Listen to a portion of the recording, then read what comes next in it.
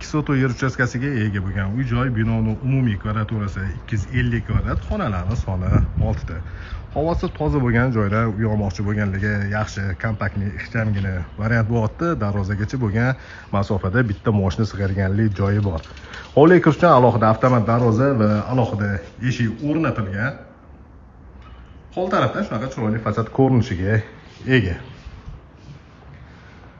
Bu uyga joylashgan manzili Do'rmonda, Qibray rayoniga kiradi. Kommunikatsiyalardan muammo yo'q, ko'chalari keng va asfaltli qilingan. Uy ichiga kirganmiz, bu joyda kattagina hol qismi bor. To'g'rida zal joylashgan, chap tarafimizda oshxona. Oshxonada kuxonniy garnitur yasatilgan va texnikalar bilan jihozlangan. Hol qismidan o'tib zalga kiriladi. Zal razmeri uzunasiga 6 metr va eniga 4 metr. Va kichikroq orqa hovlisi bor. Orqa hovlida kotelning joylashgan. Zinan tegdi kladovka. Bu joyda birinchi qavat uchun umumiy sanuzel bo'lyapti. Va uni oldida mehmonlar uchun ajratilgan yotoqxona. Yotoqxonaning razmeri uzunasiga 5 metr va eniga 3,5 metr. Endi ikkinchi qavatga ko'tarilamiz.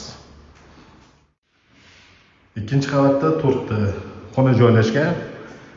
Shundan ikkinchi qavatga ko'tarilganimizda o'ng tarafda joylashgan birinchi xona. Razmeri uzunasiga 6 metr va eniga 4 metrda tashkil qiladi.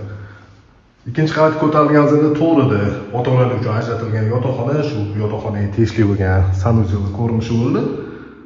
Va bu xonadan balkon qismiga chiqsa bo'ladi. Ikkinchi qavatga ko'tarilganimizda chap tarafda ikkita xona joylashgan, ro'para va ro'para. Bu ko'rsatilgan xonamizning razmeri 5 ga 3,5. Ikkita xonaning o'rtasida ikkinchi qavat uchun umumiy sanuzel joylashgan.